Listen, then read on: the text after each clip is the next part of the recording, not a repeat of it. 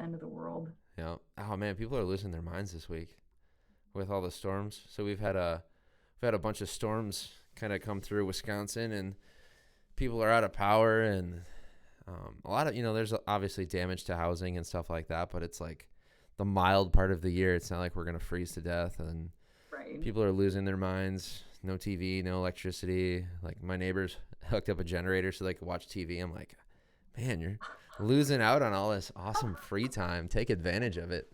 Like Right. turn the screen off, get outside, take a nap, read a book. Mm-hmm. But yeah, they're losing their minds right now. But power's coming back on. We've got awesome kind of line techs roaming the state, and they're taking care of us. So shout out to them. But yeah, Team Early as Fuck podcast here. We've got Jenn Becker remote. Jenn, I'm trying to think. We met at Train to Hunt, Wisconsin last year. Yes. I think that had to have been it. And just a badass athlete, bow hunter, dog owner, hiker, chick just roaming around kicking ass. And you were recently on the Backcountry Hunters and Anglers Wisconsin Rendezvous Women in the Outdoor Board. And pretty cool story. And I'm excited to share it here. I'm diving into all things. So, Jenn, with that, say hello and introduce yourself, what you do now, what you do in your free time, and then we'll dive into where it all started. Okay, perfect. Hey, everybody. Jenn Becker here, obviously. Kind of a little bit of an anomaly out in the world. I grew up on a dairy farm in central Minnesota, and that's kind of been my whole life, has been revolving around dairy cows. Mom and dad still farm. I still work in the dairy industry. Went to school for animal science, so still cows, cows, cows. But grew up a three-sport athlete in high school. Went on to the University of Minnesota and ran track and field for 2.5 years there as a 400-meter hurdler. So definitely a glutton for punishment. After that, kind of took a little bit of a break and then started getting into some road races. Did a couple half marathons, full marathons, some 10-milers, a billion 5Ks. But then the last couple of years was kind of like, well, what's next as far as like athletics go? And kind of fell into CrossFit about a year ago, and then some of these archery competitions like Train to Hunt, Red Bull's Archers Paradox, stuff like that. But I kind of fell into hunting as kind of I need to do something with my big gap in time now that I'm not doing track when I was in grad school. And the agriculture industry is really similar to the outdoor industry where it's all guys. So I was actually teaching a class in grad school, and all the guys that fall were talking about deer hunting and this, that, and the other thing, all revolving around hunting. And I was like, maybe that's something I could get into. But I grew up with 3 sisters. My dad doesn't hunt. Most everybody in my family doesn't hunt. So I was like, well, I'm not real comfortable with guns, so maybe archery is the way to go. So I walked into an archery store in the Twin Cities and bought a bow that day, and it's just been kind of self-taught moving forward and ever since. So that was 8 or 9 years ago now. So not an expert by any means, but I really enjoy the challenge that archery hunting has thrown at me. That's badass. And you had never hunted prior to that? No, maybe a little bit of fishing. We go out on the boat with dad growing up, but never went out hunting. It wasn't really something that interested me then, and I'm not still quite sure like why at that point in my mid-20s I was like, yeah, I want to do hunting. I mean, like, I know where my food comes from. I'm from a farm. I understand like the industry, but it was just something like, hey, I think I can do this. I don't know what I'm doing, but I think I can do this. Yeah. I kind of want to talk about a few things you touched on right there. So we'll start with the hunting. Have you, and you compared the outdoor industry and farming where it's just all dudes. Have you experienced kind of any pushback because, like, from that, you being a female coming into the outdoor, specifically hunting space?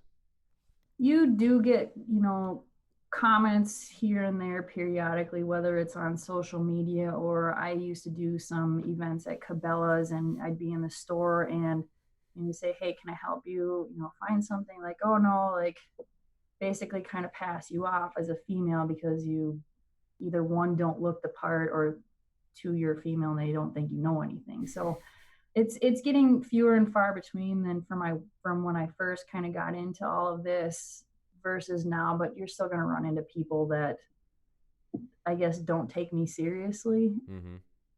for whatever reason. And maybe it's a quote unquote good old boys, club mentality. I couldn't really tell you, to be honest, but it's unfortunate that people still have that train of thought, because women are just as capable as men of doing anything. Yeah, exactly. Um, with there, so you and I touched on the it's here too for the show notes for everyone. The Mary Zeiss Stang book, Woman the Hunter, and you touched on knowing where your food comes from, because that's male or female. That's a thing most people don't know where their food comes from, Mm-hmm. and that's kind of one of the topics that gets touched on in the book, is knowing where your food comes from, but also this bigger idea of arming women, empowering women. So much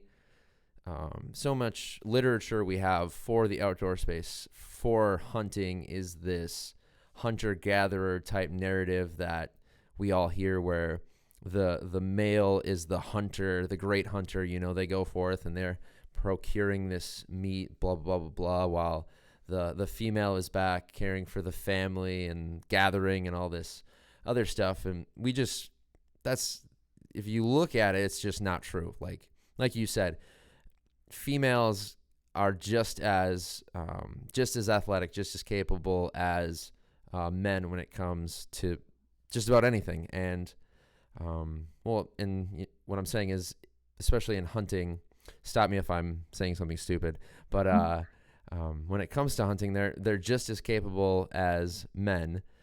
If we are to look at it historically, these indigenous people, the people that perhaps are following the herds, everyone's active, everyone's carrying something, everyone's kind of watching the animals, following the systems. And Mary Zeiss kind of talks about in this book about just it's only today that we've created this narrative where only men hunt. So I Mm-hmm. guess for yourself, was there in the beginning, was there kind of a weird feeling about taking up a weapon or a bow? Because I know you talked about not having hunted earlier in life. Did any of that play a part in it? I think, especially like with firearms, like for me it was like, well, I don't feel comfortable with this. My family, nobody hunts, so I was like, well, who do I talk to about this? And kind of in my family, like, guns are scary and this, that, and the other thing, which, proper, training and safety training and whatnot and handling, they're nowhere as scary as anything else. But that was kind of what I was always a little bit hesitant on, was, entering the hunting world, and okay, now you're wielding a weapon, whether it's a firearm or muzzleloader or a bow or crossbow, what have you. So there was always like, okay, let's make sure I'm safe. Number one, always, whether I'm, practicing or out in the field, like that was always at the forefront of my thought process. Like, okay, let's be safe. But that was, when like I said, when I did start, I was like, well, everybody talks about, the Orange Army, and every fall, the 2 weeks going out, shooting your deer, and I never really heard anybody talk about archery hunting, but I knew it was there. But it was like, okay, not sure about firearms, but I think maybe archery, we start there and just see where it goes, and that's really what's happened so far. Mm-hmm. Did at any point from your own family or from people kind of the idea that, oh, women shouldn't hunt? Was there any of that ever throughout the journey? There was never any like comments made to me by friends or family that women shouldn't hunt, but maybe a couple of my friends probably poo-pooed me like, oh, she's not going to stick with it. Like this is just kind of one of those phases that, somebody who, has, a big athletic background, just goes from thing to thing to thing to thing. Like after they, are successful with it, get bored onto the next thing. And I think maybe that's what some people thought of it, but I knew it wasn't going to be a cakewalk. And I honestly, if you would have asked me, 8, 9 years ago when I started, I'd be where I'm at today. I'd probably laugh at you like, yeah, right. I'm not going to be at this level. Mm-hmm. So, I mean, it kind of surprised myself to, get to this point and, to the people who said, no, yeah, you're not going to stick with it. Well, guess what, guys? I did. Here I am today. And I would say you're at a very high level. For everyone listening, where have you? Well, your first hunt was, from what I remember, was insane. So definitely dive into that, but then Mm-hmm. cover all of where you have hunted since then. Okay. So I tried diligently for 5 years to whitetail hunt in central Minnesota and failed miserably. Like I said, I'm learning as I go. So for those first 5 years, like climbing into tree stands, not sure where to put tree stand number one, like how do you be quiet? What am I looking for? So there were so many things like you're basically drinking from the fire hose to start with, and with nobody to really talk to. And 10 years ago, the age of social media and YouTube were essentially non-existent. So you are just learning by trial and error. So I was watching an episode of Best of the West one night in my apartment complex. I remember this, and they were at an outfitter in New Zealand, and I was like, I want to go there and hunt.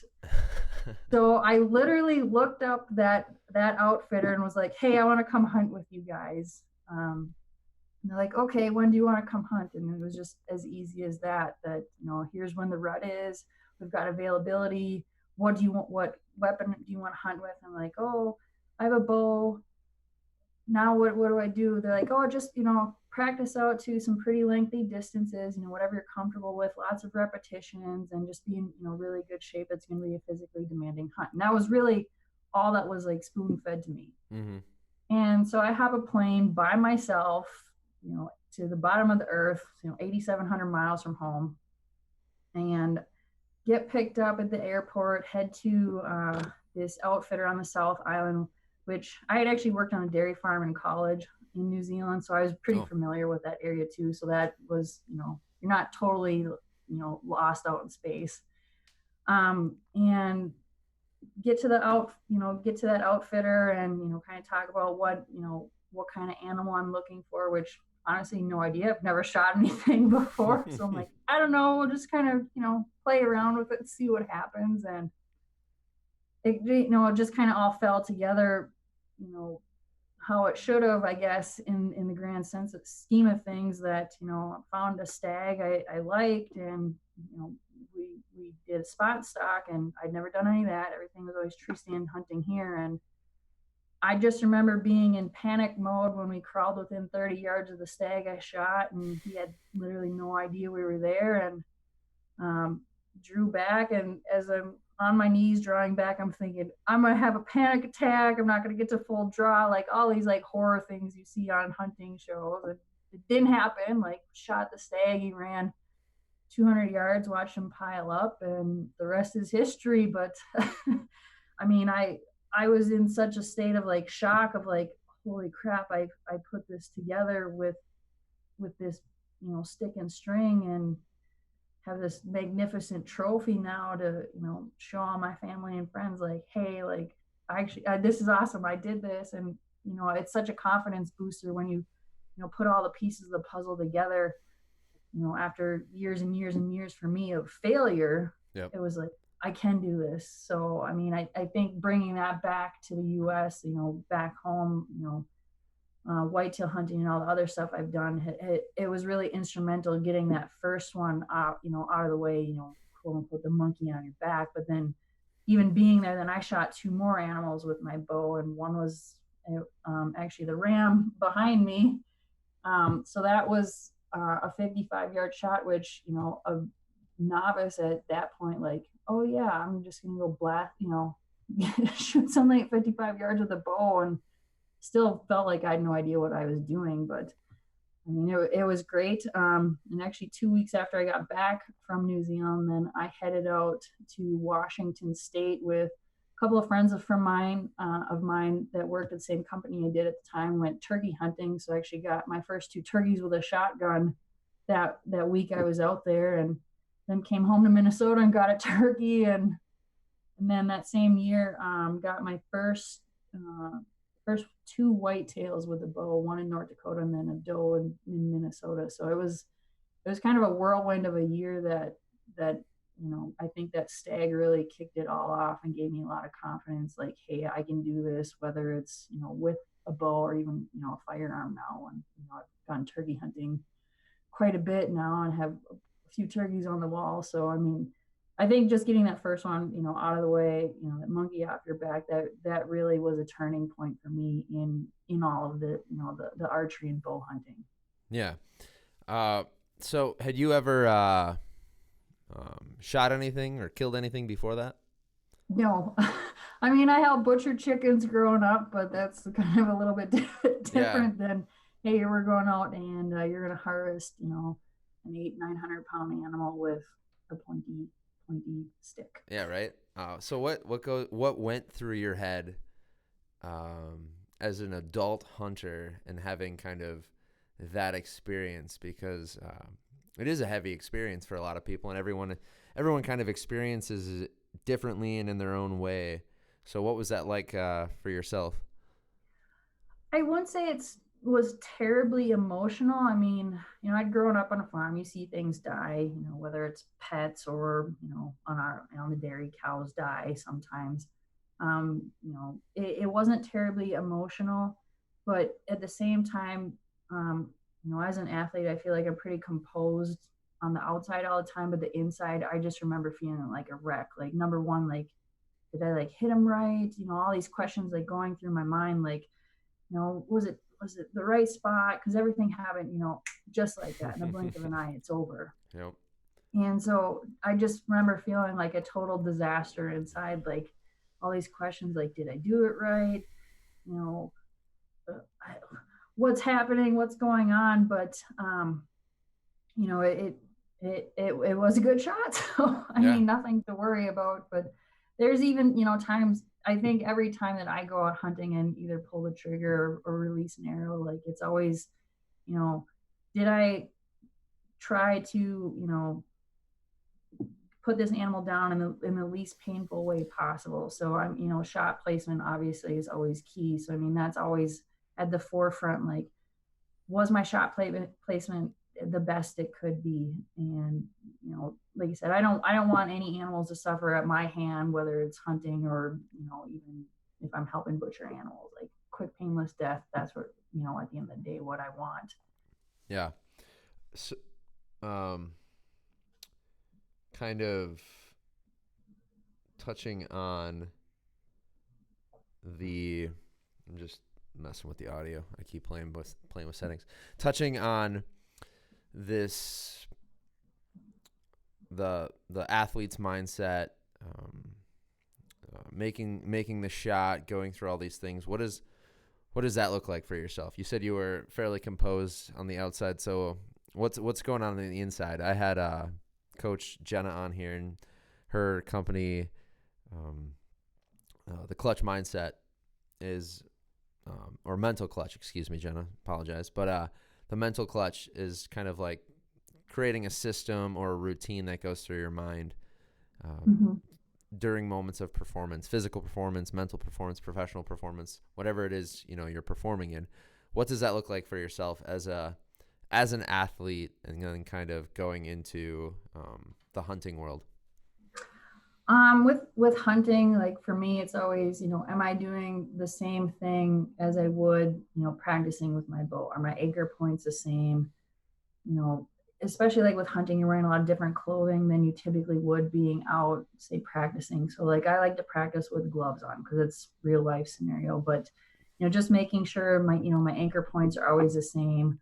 But for me, like getting my breathing under control is always the hardest part. I mean, your heart's going 1,000 miles an hour, and you're, oh my God, like there's an live animal in front of me, and I got to make sure do everything right to make sure that I get that shot off. But I mean, animals don't read the script that you want them to. So I mean, things always change. So you have to be able to make adjustments on the fly too. But like I alluded to before, making ethical shots. So if I don't feel comfortable with how that animal's standing or quartering to or away from me or whatnot, or I feel maybe it's a little out of range, I'd rather not take the shot and just say, well, this animal's not going to suffer because I made a poor judgment call. So I mean, that plays into that too. But I mean, just making sure I'm going through the same, motions I would if I'm practicing, and then definitely the breathing and trying to get yourself calmed down at the end of the day. Yeah. I hear you with all that. I want to also ask, so after you had the successful hunt in New Zealand, you Mm-hmm. turkey turkey spree, come home, North Dakota, correct? Whitetail, and then a Yep. Minnesota whitetail. Yep. And then I also, we're friends on Facebook. You've got um, a good list of grip and grins, quote unquote, with the animals you've killed. What kind of feedback or criticism or kind of outside perspective have you gotten from both the hunting community and then people that perhaps don't hunt? I've gotten, both positive and negative feedback. I would say you probably get the most positive feedback with North American species, elk, whitetail, turkey. I've gotten quite a bit of negative feedback with my bears. I got, I had gotten, trolled a lot on Facebook and Instagram about a picture of the first bear I shot was a heart shot. So I was holding the heart in my hand, and then you could see the bear in the background. There, it wasn't bloody or anything. It was just, basically like this is the most ethical shot you could take. And that post on Instagram, I remember, just garnered a lot of flack from people who weren't part of the hunting community and obviously weren't fans of the hunting community. But I hear that from a lot of people, that big cats and bears get a lot of pushback from people. But my African hunt, especially my zebra, got a lot of flack on social media. I tell people that, African species, whether it's, a zebra or a giraffe, a lion, a kudu, an antelope, all of this, I said that's no different than North American game species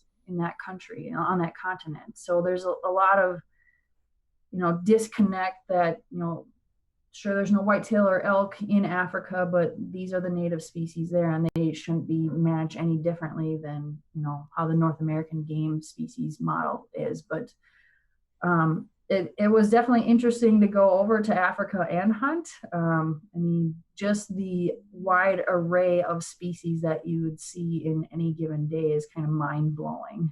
Mm-hmm. For sure. Something too you touched on with when it comes to wildlife management. Many of these places, if it wasn't for European, North American hunters going over there, these species wouldn't exist. Like this, the hunting is a large part of what funds a lot of these communities, and what keeps these animals alive and on the landscape is the hunter coming over there and paying tens and thousands or hundreds of thousands of dollars for the opportunity to hunt. And then I know a lot of these places will also have the picture safari with the group of people, and it's like the only reason that exists is because of the hunter. Like, they're not charging the person there taking pictures the premium, they're charging the hunter, and it's like the hunter's money is what's going to make this whole operation possible. Like, there's not enough people going over there taking pictures or just donating money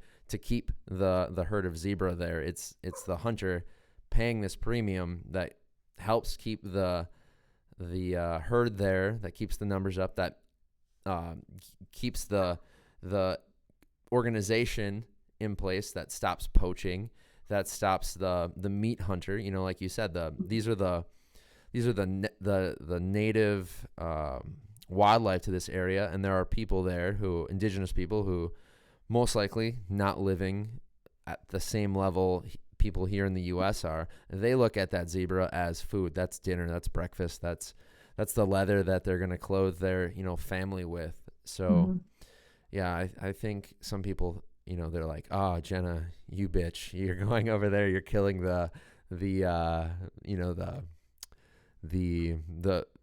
this prize zebra that would normally live to a ripe old age of 100 and die peacefully. But it's like, no, that's a lion's going to eat that. The native person's going to eat that. So I think good on you for kind of raising awareness for that and being a badass and talking about ethical hunting and bringing it full circle. Yeah, I mean, I'm not criticizing Disney, but at the same time I am. I think that so many people get inundated with this, let's say Lion King, for example, that, all these, there's all sorts of species that live in Africa. But that's the native species to there. It's, like I said, no different than, elk and whitetail here. And they just get this in this mindset that, oh, it's so precious and this, that, and the other thing. We can't kill them. Well, I get paid to break it to you, but all these animals are going to die at some point, whether it's going to be of old age, they're going to get eaten by another predator, or I'm going to come over and probably end their life short, quick, painless. Mm-hmm. they're not going to go, over a rainbow and hang out with unicorns. Unfortunately, it doesn't work that way. But there's such a disconnect, especially with, overseas hunting of especially African species that I have caught a lot of flack for. But then, whether it's, friends and family or people on social media just explaining, hey, maybe they just don't understand. They just have this in their mindset that this is the way it is. But like you said, all these hunters are spending tens of thousands of hundreds of thousands of dollars, towards, whether it's, protection of species, people's salaries that, go and try to, eliminate, get rid of poaching and, bushmeat hunters, stuff like that. Without hunters, there is no wildlife. Yeah, it's the system we live in where those are it's crazy to me. I don't, because hunting is such a small percentage of the population, yet that's a large number. That and ammo sales from the recreational shooter. Shout out to those people. They don't get enough credit for all the ammo they buy, and it supports wildlife and habitat. But so I want to continue kind of this march we're on right now with hunting. And we kind of touched on what I wanted to touch on when it comes to these trophy photos, the grip and grins, the ram behind you. Everyone on social media, obviously, we both know, feel the need to kind of post their opinion on a great many things. And if you disagree with them, obviously you're a terrible person, because apparently no one currently in present day can disagree and still not accept that person to be a good person. The moment you disagree with someone, they're a terrible person, they're wrong, let's punch them in the face, blah, blah, blah, blah, blah. The list goes on, both right and left. For you, though, I want to hear what is the significance of the picture? What is the story? Like, what does it do for you as the person that's experienced this, that's put in the time and made it happen? What does that mean to you? I mean, for me, it's this huge accomplishment. Like I said, I, got into hunting in my, mid late 20s. That's, not normal, I would say, but I'm crossing paths with more women that have that story. But for me, like, I enjoy sharing my story, because, you might come from nothing, with the background of hunting, but you can be successful. Like, look at me, for example. Like, I basically just making this up as I go and somehow figured it out. And with the age of, YouTube and social media and whatnot, it's, probably a little bit easier now to get into it and like understand, like, kind of what you need to do. But for me, like it's exciting. Like a lot of these species are new to me. I mean, this last fall, I got my first whitetail with a rifle in Wisconsin. Like that was exciting for me. Just a little basket six, but it was like, holy crap! Like I can do this too. Mm-hmm. But I mean, just being able to share, this, hey, like, we're managing the wildlife. A lot of this meat gets donated to friends and family who aren't necessarily hunters but enjoy wild game. I know I do have some friends that just donate their venison out to food shelves and whatnot. So they're not only helping people, people are less fortunate and need, looking for assistance, they're helping them out that way, and then also managing the population. But there's always a backstory with everything. It's not that we just go out and willy-nilly and we're shooting animals. It's we're managing the population, we're providing for ourselves, friends, family. If we took away hunters tomorrow, the amount of white-tailed deer that would be on the roads, like getting hit by cars, would just be astronomical. Like it's things like that people don't necessarily think about. And if we took away hunters, I think that would ultimately probably crash the agriculture sector as well as, we have, thousands and thousands more people that we've taken away, say wildlife from them, that they provide meat for themselves and their family and friends. Now we've got to rely on the agriculture sector. Well, that can be pretty tough to try to now feed tens of thousands of more mouths with what we've got on hand, and especially with some of the natural disasters we've had in the U.S. this past spring, and Nebraska, Kansas, what have you. I mean, that's really putting a strain already on the agriculture industry. But if we took away hunting tomorrow, I think it would ultimately crash a lot of the agriculture sectors. Oh, that's actually a really good point. I never really thought about. I'm gonna try to pull up deer car collisions nationwide. Let's see what the number is. I've been fortunate to never hit a deer, knock on wood, but I mean, my mom and her cars have been deer magnets. So she's always happy when I take one or two out of the freeway for her. I'm same with you. I've never hit a deer, knock on wood, and I've come close quite a few times. Mm-hmm. But I don't know if they're gonna have a nationwide. I want to see deer hunting nationwide. I know I can find by state maybe. Oh gosh, deer hunting statistics. Which state has the most successful hunters? Minnesota, obviously. Right.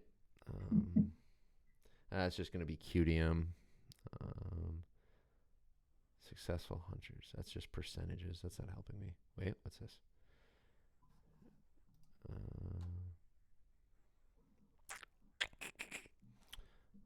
It's just giving me percentages. It's unfortunate. I'm gonna go Wisconsin. We'll just use Wisconsin. So, deer vehicle collision apparently causes. There were 1 million animal vehicle collisions. And they say, and that's just animals in general, deer vehicle collisions led to about 200 human deaths. Yikes. And 1.1 billion in property damage every year. That's just deer. That's crazy. Yeah, and I don't know how many hunters there are in Wisconsin or how many deer were harvested last year. Wisconsin's crazy compared to most states.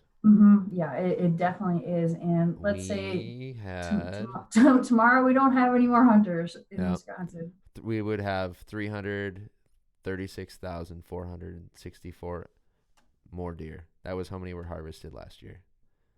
Yep, and if we translate that to say beef or poultry or pork, what have you, that's a huge strain on all of those industries. I mean, I still eat beef, I still eat pork, but a lot of what I eat, I harvest myself, whether it's elk, whitetail, bear, turkey. I mean, Did you eat zebra?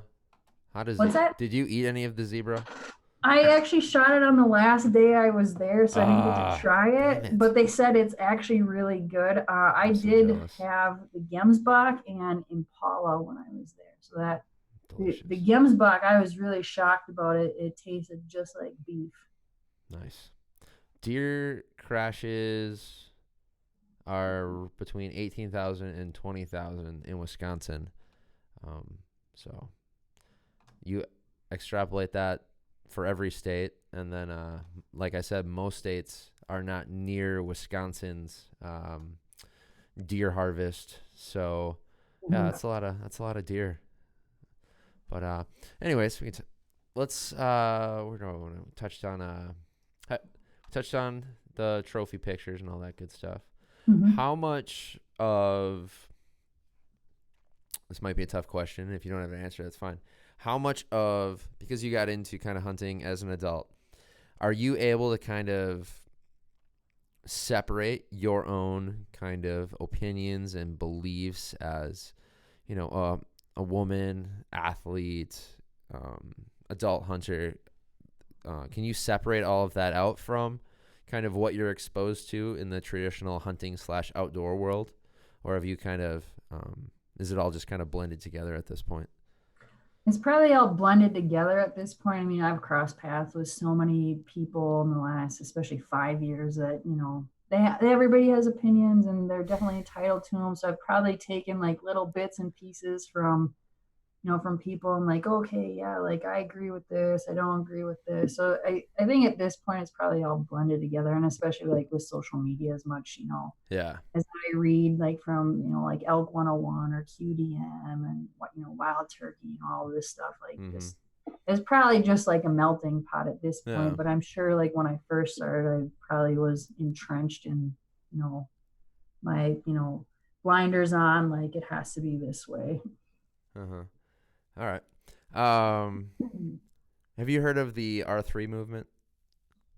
I have not. Okay. So you're just too busy just killing shit and hunting.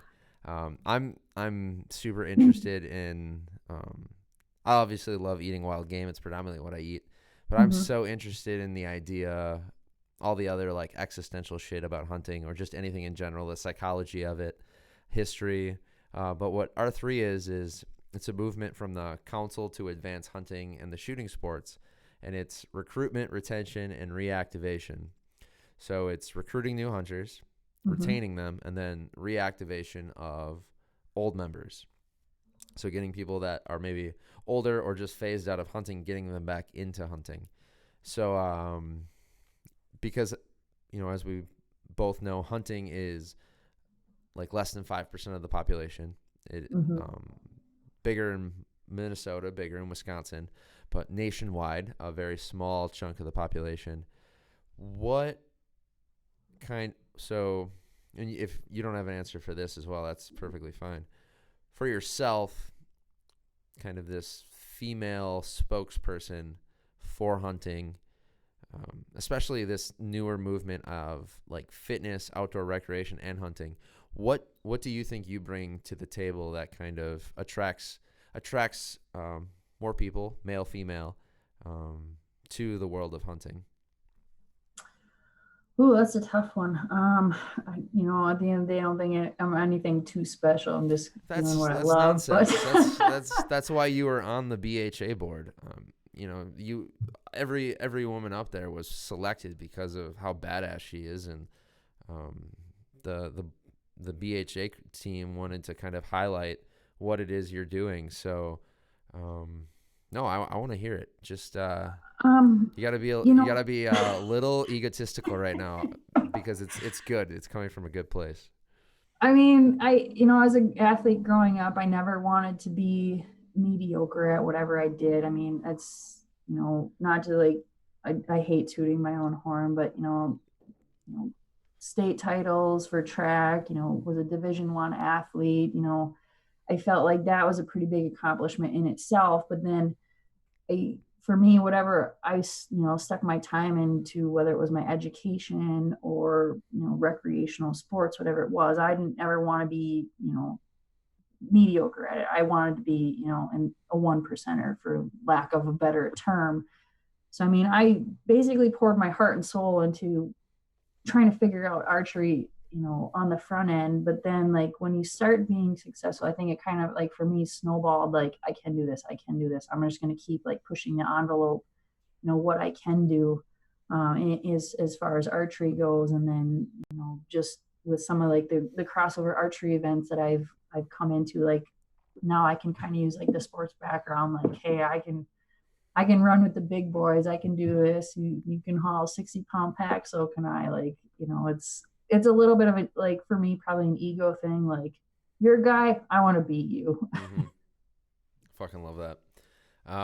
Let's roll into the anything you want to add about hunting, outdoor recreation before we journey into the world of fitness? It's a good segue. Not really. I mean, I just kind of found something that, you know, fits all facets of my life. You know, with archery, I get to be outside. I get to go shoot at stuff, and I get to eat. So, I mean, it encompasses all the things I really like to do. And then now with, I have a dog that, she's a trained shed antler dog, so I can go wander around in the woods aimlessly looking for antlers, you know, another portion of the year. So just another excuse to be outside and have a dog. Love it. That's awesome. Dogs are the best. Mm-hmm. Literally the best. Coming from a biased, crazy dog owner. So we're diving.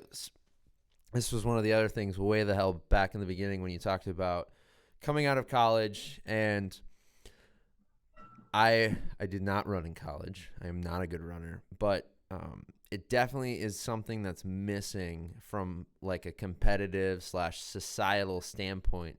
We have literally nothing. CrossFit is the closest thing right now that like sprinter collegiate athletes, power athletes can get into. You know, there's obviously weightlifting or powerlifting, but something more dynamic, something that's more movement based. So we've got like the CrossFits, the train to hunts, the other fitness archery, fitness shooting competitions. Mm-hmm. Because like you said, you got into distance running. That's like the thing I hear from everyone when they get out of college athletics is like, there's nothing to do. I didn't know where else to channel this energy, and you get into distance running, which, you know, I have many friends who do it and do it well, Mm-hmm. and I love them and good for them. And if they can motivate people to kind of get off the couch and get into it, but for the vast majority of people, it ends up, I see so many people broken from it, from a physical standpoint, from a mental standpoint. So for yourself, I guess, where did you struggle coming out of college? What drew you to distance running?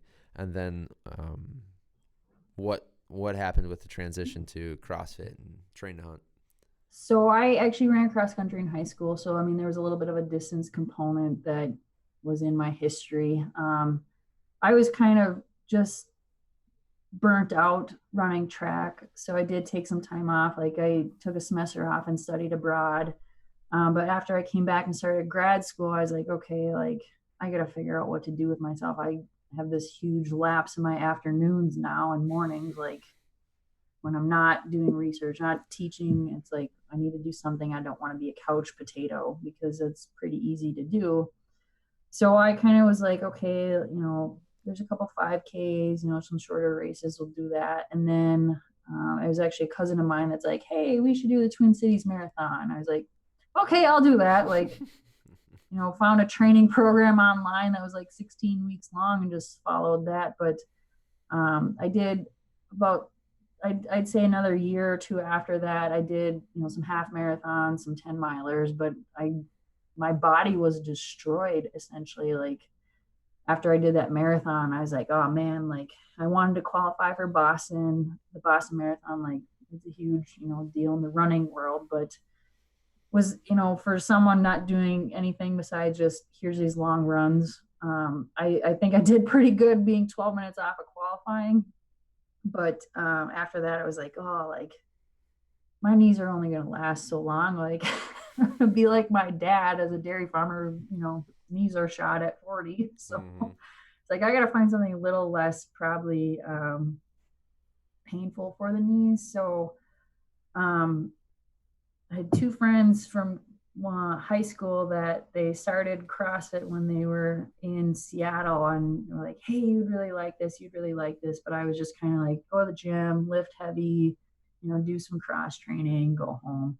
And that got to be boring and monotonous, 5 years of doing the same thing. You're like, oh God, I got to do something else. So then I decided to drink the Kool-Aid and found a gym actually pretty close to my house. A lot of, one of the guys I knew went there, and he's like, oh, you'll love it, and this, that, and the other thing. And, I kind of went in with like the same mentality of like, oh, I'm in really good shape. Like I can do this. And I remember that first workout, I didn't finish it. It was like, what did I just get myself into? Like 10 minutes and I feel like I've died. Mm-hmm. So it was kind of a rude awakening. For me, I wasn't in as good a shape as I thought I was, but it was definitely like, hey, like this is hard too. Like you're gonna like this. So I mean, like I look back, I joined the gym. It'd be a year and a half ago, and from just some of like the benchmarks of like lifting and all the barbell workouts, the hero workouts, just like from some of them I did when I first started to where I'm at now, are just like astronomical leaps and bounds. So I mean, the human body is capable of a lot more than you think it is, and I'm at 32 in better shape now than I was at 22 running track for a Division I school. Yeah. It's a common story I hear from a lot of people that start strength and conditioning training seriously. Something especially like CrossFit with when you have great coaches. Mm-hmm. Um, that's cool. I want to dive into then kind of. You said you're in better shape now, or more fit or stronger. Mm-hmm. As a Division I track athlete, as a just something we've been talking about, kind of the idea throughout this.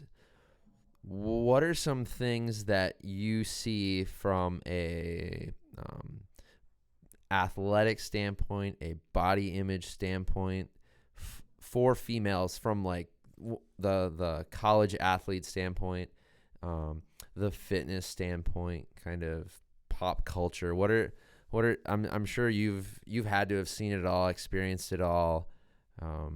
Even in the world of hunting and farming, where it's just all dudes and all this bullshit kind of gets pushed your way. What are some pitfalls or barriers or hurdles, since you've experienced some of those in your life? What are some things that you've encountered? I mean, as a track athlete in college, like the eating disorders, I won't say are rampant, but they're prevalent. That I think especially probably in the distance running community, that you need to be a certain weight or like body size, like lanky, skinny. Like I still think that's really prevalent. It wasn't something that I really suffered with. I'm like, I'm a a skinnier person at the end of the day, but you start packing on, some pounds for muscle, like that didn't bother me. But I do see people today and cross paths with people today, like doing CrossFit, that they're like, oh yeah, don't get too muscly, and comments like that. And I was like, well, what's wrong with being, having muscles and being strong? Oh, it's just gross. Like women aren't supposed to have muscles like that.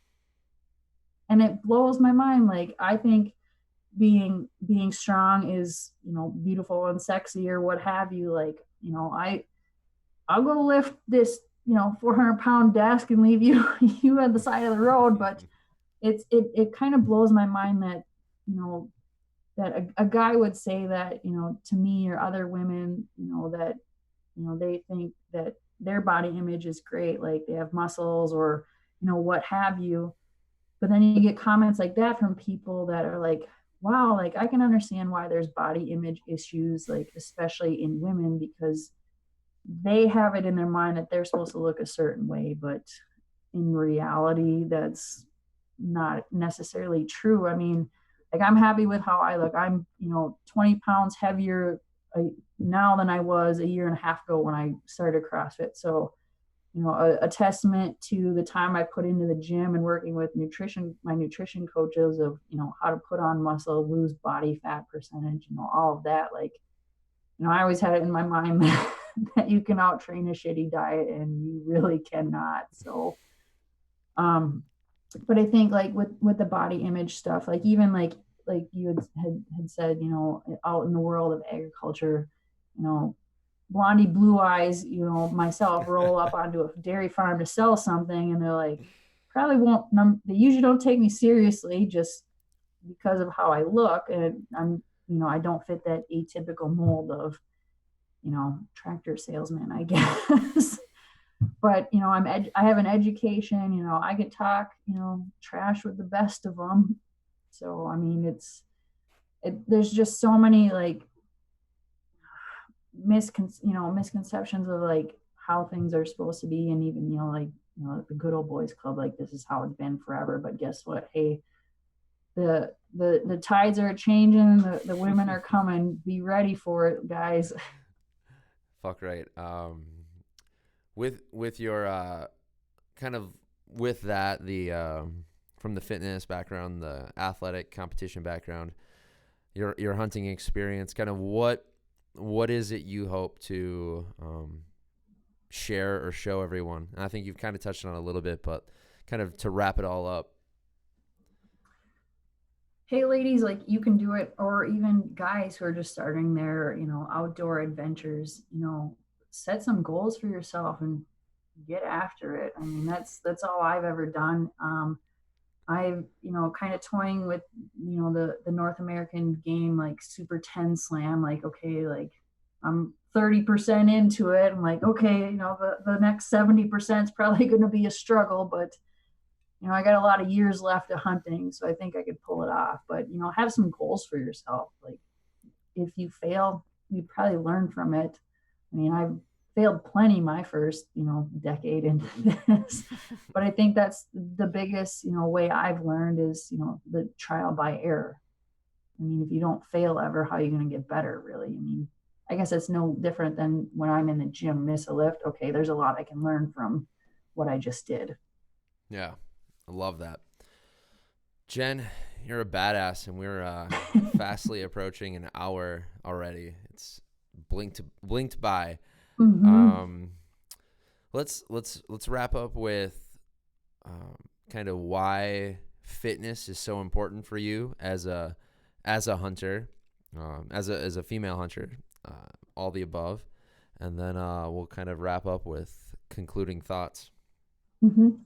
I mean, the fitness aspect for me is kind of twofold. So, my family struggles with heart disease, and I probably got dealt that same hand my family has. So, just trying to mitigate some of those, issues early on in life. I mean, my dad at, I think, 42 had 7 stints put in, Oh shit! yeah. And he's going to had a few more after that, plus triple bypass. So, my plumbing's probably crap too. So, we're just trying to stay ahead of it. And like, I really care about biometric screening, all of that. So that's kind of like probably priority number one is just my health and, being healthy down the road for, future family or whatnot.